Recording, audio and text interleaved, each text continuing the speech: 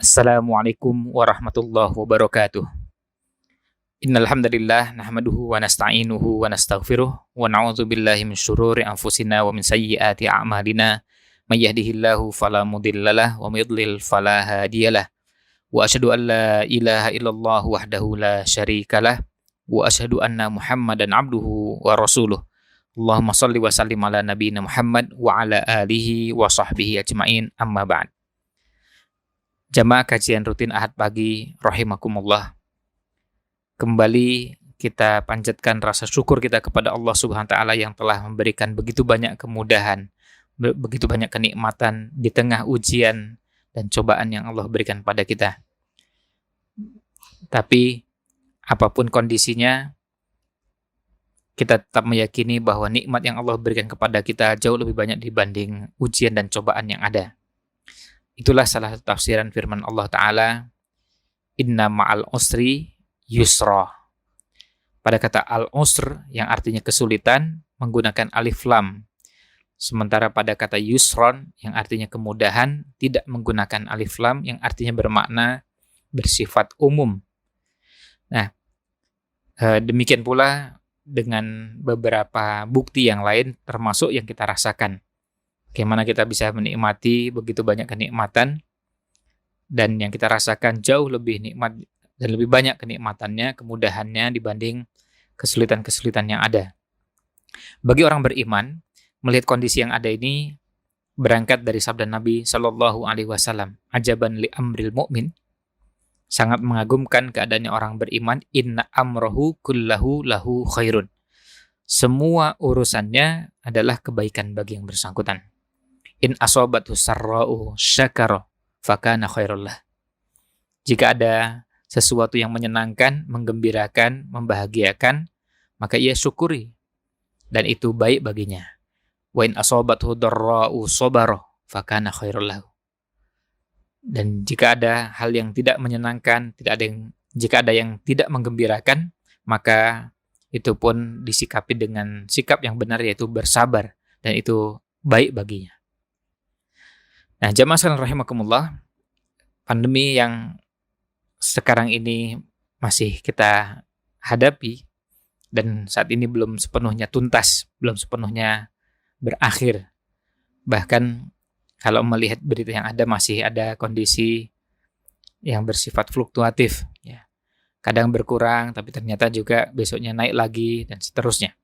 Artinya kondisinya bukan betul-betul melandai sampai akhirnya berkurang dan betul-betul berkurang secara signifikan, tapi masih berubah-ubah dan belum stabil. Ini artinya kondisi ini masih tetap kita hadapi meskipun di beberapa tempat tidak separah di awal-awal dulu. Nah, pada kesempatan di kajian Ahad seperti biasanya, yaitu pada kajian tafsir Al-Quran, pada bulan Ramadan kita telah membahas dan kita telah tuntaskan bahasan dari tafsir ayat-ayat tentang puasa. Surat Al-Baqarah ayat 183, 184, 185, 186, dan 187. Ini yang kita dapati dalam surat Al-Baqarah, dan itu adalah satu-satunya tempat di Al-Quran yang membahas tentang puasa, yaitu di surat Al-Baqarah ayat 183 sampai 187. Kita tidak akan temukan di ayat manapun pembahasan tentang puasa selain di tempat tersebut. Nah, pada kesempatan di bulan Syawal tahun 1441 Hijriah ini, kita insya Allah akan memulai kembali kajian tafsir dan kita melanjutkan bahasan yang telah kita mulai pada pembahasan sebelum Ramadan, yaitu pembahasan di surat Muhammad sampai selesai. Dan alhamdulillah sudah kita tuntaskan. Selanjutnya kita akan masuk pada surat Al-Fath yang ada di juz 26. Surat Al-Fath ini ada surat ke-48. Ini yang akan kita jadikan bahasan pada kajian-kajian kita ke depan. Dan insya Allah akan kita mulai pembahasannya pada kesempatan di hari ini. Pada kesempatan di hari Ahad ini, insya Allah kita akan memulai pembahasannya pada hari Ahad 14 Juni tahun 2020. Nah, pada pertemuan perdana, baik itu perdana pasca Idul Fitri maupun perdana pada pembahasan tafsir surat Al-Fatih ini, kita akan mulai masuk bahasannya pada pengantar tentang surat Al-Fatih. Jadi kita belum akan masuk membahas ayat pertama, Inna fatahna laka fatham mubina, dan seterusnya sampai dengan ayat terakhir. Kita belum akan masuk ke bahasan tersebut. Jadi kita masih baru akan masuk kepada pengantarnya. Jadi belum akan kita bahas satu persatu dari ayat pertama sampai dengan ayat ke-29. Seperti biasanya, setiap pembahasan di awal surat, kita akan coba berikan pengantar terlebih dahulu tentang surat tersebut. Harapannya kita punya gambaran secara global. Harapannya kita punya gambaran secara umum tentang surat yang akan kita bahas ini. Paling tidak, kita punya gambaran garis besar isi dari surat yang akan kita bahas, sekaligus juga ada beberapa hal yang mungkin bisa menjadi arahan bagi kita pada saat menjalani proses kajian tafsir ini. Misalnya, pada saat kita mengkaji disarankan untuk membuka mushaf. Karena surat yang kita bahas ini surat yang umumnya, tentu kita bicara umum itu artinya mayoritas pada kaum muslimin di tanah air kita tidak hafal dengan surat ini. Berbeda dengan kalau kita membahas tafsir surat Al-Fatihah. Kalaupun seandainya para jamaah, kaum muslimin, kaum muslimat tidak membuka mushaf, tidak mengapa. Karena umumnya sudah hafal. Mau bahas di ayat manapun, Al-Fatihah semuanya kita hafal. Mau bahas ayat ketiga, ayat keempat, kelima, 6, 7, semuanya sudah kita hafal. Jadi kita tidak menemukan kesulitan. Jadi kita bisa langsung fokus pada memahami kandungannya, memahami isinya. Demikian pula kalau pada surat-surat pendek di juz 30. Seandainya yang dibahas itu idza jaa nasrullahi wal fath, atau membahas surat Al-Ikhlas, Al-Falaq, An-Nas, kalau seandainya tanpa membuka mushaf pun, insya Allah tidak terlalu terkendala untuk bisa memahami itu karena ayatnya sudah hadir. Dan kita umumnya hafal dengan ayat tersebut.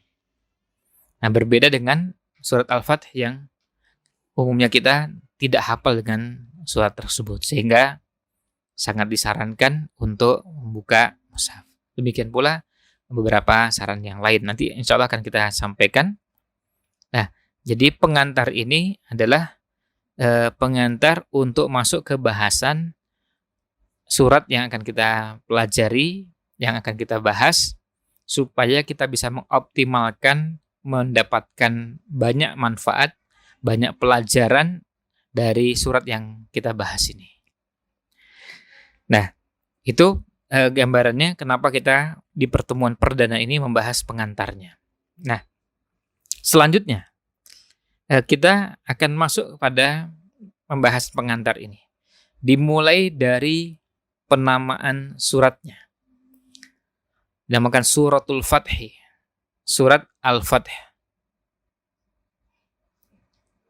Surat ini dinamakan dengan surat Al-Fatih. Kebetulan kita bisa lihat pada ayat pertama pembukaan surat ini Allah awali dengan fath. Inna fatahna laka fatham mubina. Di sini kata fathnya disebutkan 2 kali. Yang pertama menggunakan kata kerja, yang kedua menggunakan kata benda. Atau yang pertama menggunakan fi'il, yang kedua menggunakan isim. Inna fatahna laka fatham mubina. Fatahna, fathan. Nah, surat ini dinamakan surat Al-Fath fathan. Nah, apa terjemahnya atau apa maknanya oleh sebagian ulama? Ada yang menyamakan fath ini dengan makna an-nasr, yang artinya kemenangan. Yang artinya kemenangan. Ada yang memaknai bahwa fath ini artinya penaklukan.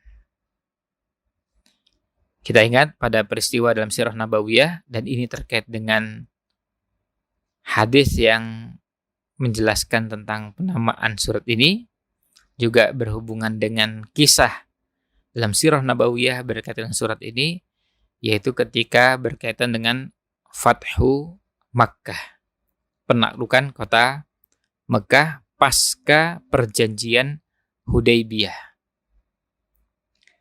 Nah, di situ disebutkan dengan kata fath. Nah, lalu bagaimana dengan peperangan yang dimenangkan oleh kaum muslimin, tetapi kaum muslimin menyebutnya, atau kemudian para ulama menyebutnya bukan dengan fath, tapi menyebutnya dengan nasr, dengan kemenangan. Nah, sebagian ulama menyebutkan bahwa penyebutan nasr itu untuk kemenangan, tetapi kemenangan yang didapatkan bukan pada posisi kita berada di wilayahnya musuh. Seperti perang Badar, kita menamakannya nasr. Kita menamakannya nasr, menamakannya kemenangan. Dia termasuk ghazwah, termasuk peperangan. Tetapi tidak dinamakan dengan fath. Karena posisinya bukan posisi di mana kekuatan atau basis kekuatan musuh berada di situ.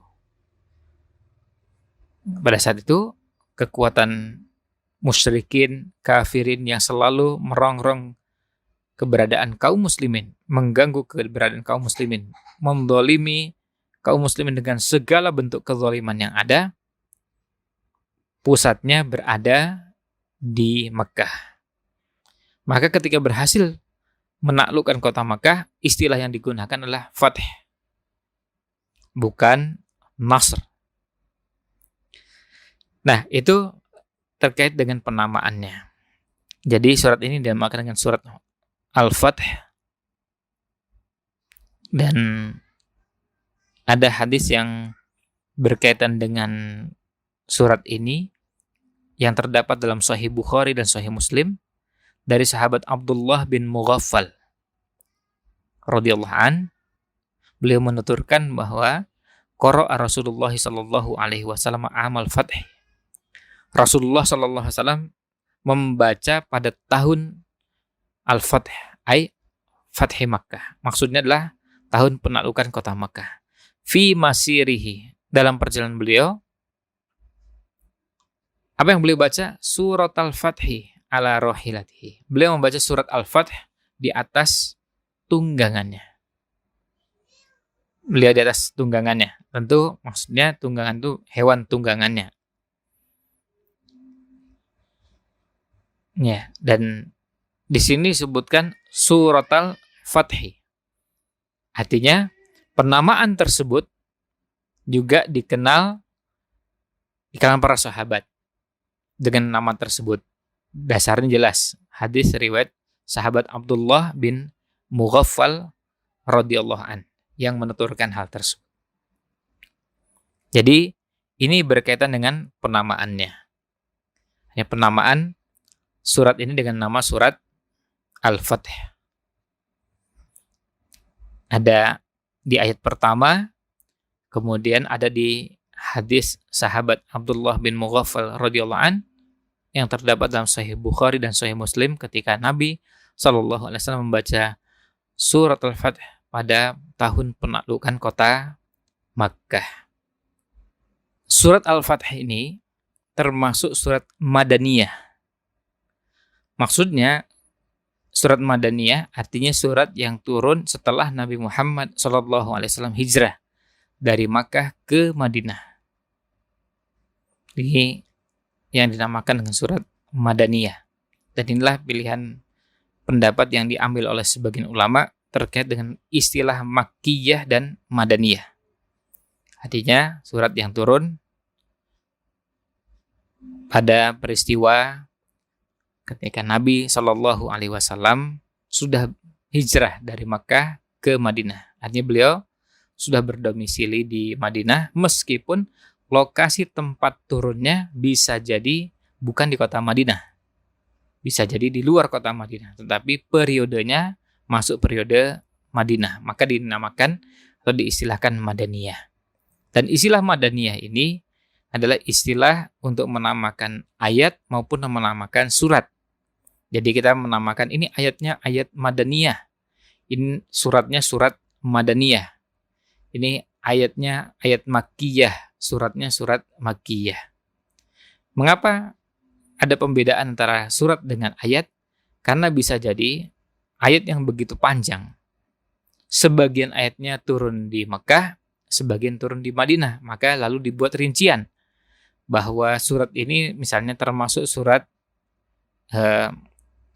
misalnya surat Makkiyah kecuali, surat ini termasuk surat Madaniyah kecuali. Jadi artinya ada pengecualian karena ada ayat yang turun bukan pada periode tersebut. Nah, ini berkaitan dengan penamaan. Nah, penamaan ini juga ada yang didasarkan pada musim. Jadi bukan cuma fase atau periode Makkah dan Madinah, maka istilahnya Makkiyah dan Madaniyah, ayat Makkiyah, ayat Madaniyah, surat Makkiyah, surat Madaniyah, tapi juga bisa berkaitan dengan musim. Maka kita temukan dalam beberapa hadis bagaimana Nabi SAW menerima ayat, dan ada ayat yang turun di periode, ada ayat yang turun pada musim dingin, dan ada yang turun pada musim panas. Ada syita, ada soif. Ya, ada syita dan ada soif. Ada yang turun di periode ketika itu musimnya musim dingin atau musim panas. Nah, ini yang terkait dengan suratnya dikategorikan surat Madaniyah. Lalu jumlah ayatnya seperti yang kita bisa lihat bahwa surat Al-Fath ini terdiri dari 29 ayat. Mulai dari ayat pertama Inna fatahna laka fatham mubina sampai dengan ayat ke-29 yang kebetulan ayatnya tergolong populer, yaitu firman Allah Ta'ala Muhammadur Rasulullah walladzina ma'ahu asyidda'u 'alal kuffari ruhama'u bainahum, sampai dengan akhir ayat. Jadi 29 ayat. Posisinya atau letaknya berada di juz 26. Suratnya nomor 48. Nah, ini beberapa informasi terkait dengan suratnya. Lalu, bahasan berikutnya, pada saat kita membahas surat baru, salah satu bahasan yang bisa dikaji bersama adalah hubungan. Ya, hubungan antar surat dengan surat, atau antar ayat dengan ayat, antara bagian akhir dengan bagian awal dari sebuah ayat. Yang ini diistilahkan dalam bahasa Arab namanya munasabah. Ya, ini dinamakan dengan munasabah. Dia ini berkaitan dengan istilah ini dikaitkan dengan munasabah, berkaitan dengan ada hubungan antara yang ada sebelumnya dengan sesudahnya. Nah, hubungan ini kalau surat dengan surat, maka bisa dilihat hubungan antara surat Al-Fath dengan surat sebelumnya, yaitu surat Muhammad, surat ke-47. Apa hubungannya? Di antaranya bisa kita lihat, yang pertama, bahwa yang namanya fath itu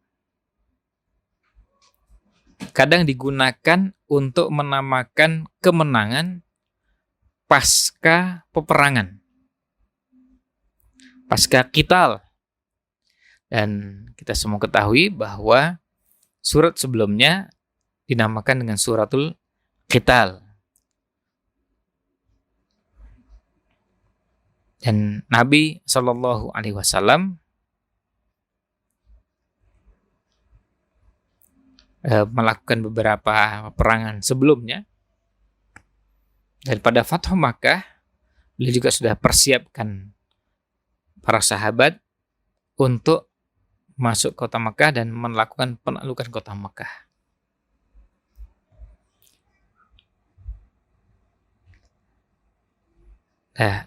Nah, ini yang pertama. Kalau di surat Muhammad ayat 4, Allah SWT berfirman, فَإِذَا لَقِيتُمُ الَّذِينَ كَفَرُوا فَضَرْبَ الرِّقَابِ. Jika kalian menemui orang-orang kafir, maka فَضَرْبَ الرِّقَابِ, maka hadapi mereka, dan kalau bertempur sampai dengan menebas lehernya. Nah, tentu pembahasannya sudah kita sampaikan di pembahasan tafsir surat Muhammad. Sebab ayat-ayat seperti ini, seperti yang pernah kita sampaikan sebelumnya, justru semakin memperjelas pentingnya bahasan tentang jihad supaya dipahami dengan benar. Sebab kalau diambil potongan tanpa dipahami sebelum sesudahnya, tanpa dipahami konteksnya, maka bisa jadi tafsir yang dimaksudkan malah justru menyeleweng. Karena bisa jadi tafsir ayatnya tidak seperti yang dipahami orang kalau hanya mengambil potongan ayat tersebut, tidak dipahami secara utuh. Akhirnya bisa jadi melakukan hal-hal yang justru menyimpang. Maka diperlukan pemahaman tentang pemahaman tentang bagaimana jihad yang dibenarkan dalam syariat. Nah, jadi kalau di situ disebutkan bagaimana melakukan qitalnya, pada surat Muhammad dijelaskan bahwa buah yang bisa diperoleh dari pembahasan tersebut adalah kemenangan. An-Nasr, dan bisa juga di dalamnya ada yang sampai pada tingkat Al-Fath, sampai bisa menaklukkan, membuka wilayah baru. Ini yang pertama. Yang kedua, di kedua surat ini, baik surat Muhammad maupun surat Al-Fath, sama-sama menyebutkan 3 jenis manusia. Yang pertama mukminin, yang kedua musyrikin atau kafirin, dan yang ketiga munafiqin. Kita pernah sampaikan bahwa munafiqin ini mulai bertambah jumlah mereka pada periode Madinah, bukan pada periode Mekah. Pada periode Mekah jelas pilihannya, orang beriman atau tidak beriman, artinya mukmin atau musyrik atau kafir. Tidak ada munafiqin. Di periode Mekah kita tidak dapat itu. Kalau kafir jelas, kalau mukmin juga jelas. Jadi tidak ada posisi munafik. Lalu yang ketiga, pada surat Muhammad ada perintah kepada Nabi Shallallahu Alaihi Wasallam untuk beristighfar, memohon ampun kepada Allah Subhanahu wa ta'ala. Ya, memohon ampun kepada Allah SWT atas kesalahan yang dilakukan, dosa yang dilakukan, baik yang beliau lakukan maupun yang dilakukan oleh kaum mukminin laki-laki dan kaum mukminat.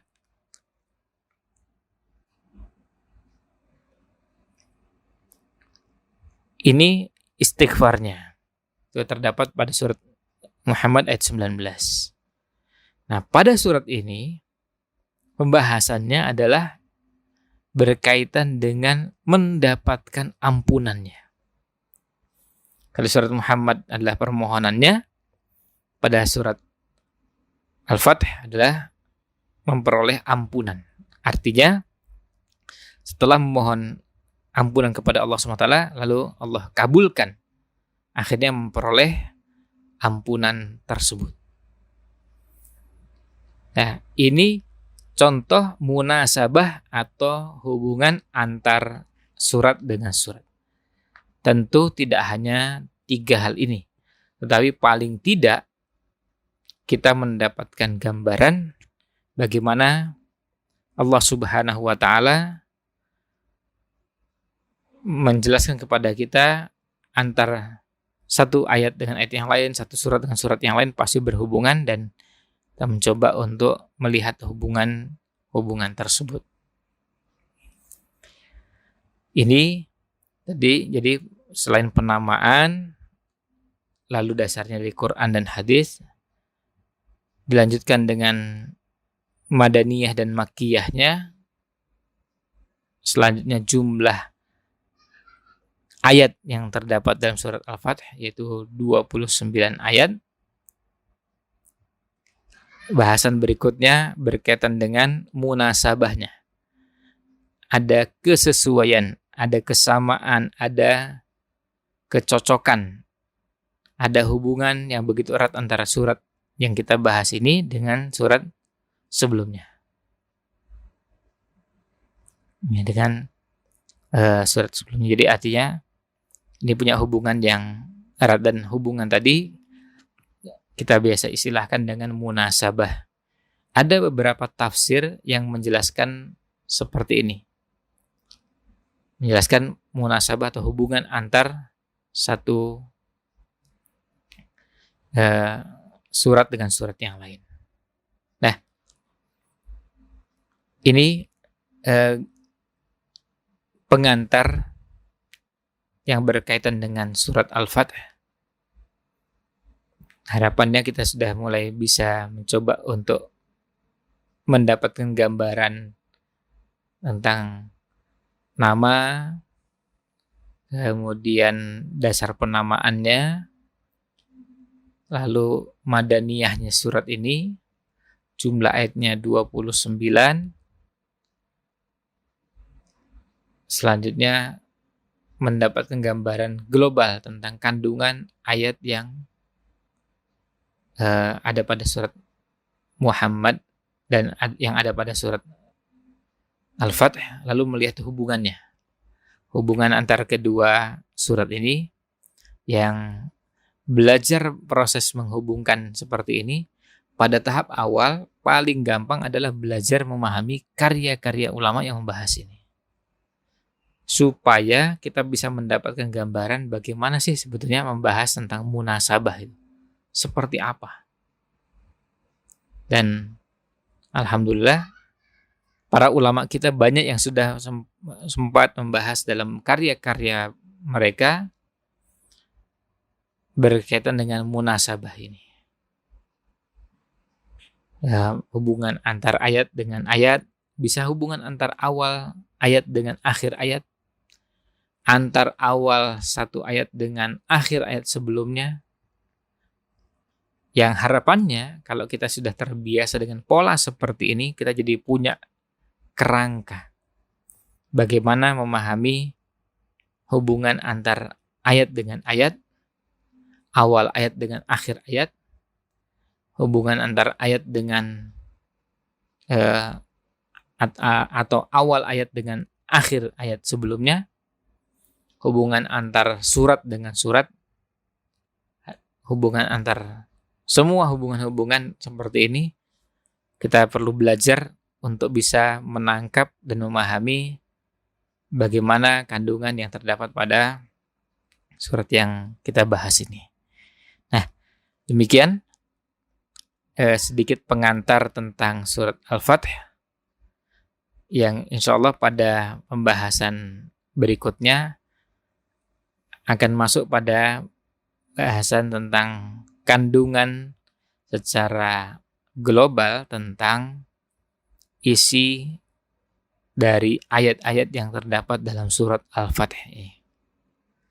Mudah-mudahan ulasan yang singkat ini ada manfaatnya. Mohon maaf jika ada yang kurang berkenan. Wallahu a'lam. Wa sallallahu sallam ala nabiyina Muhammad wa ala alihi wa sahbihi ajma'in.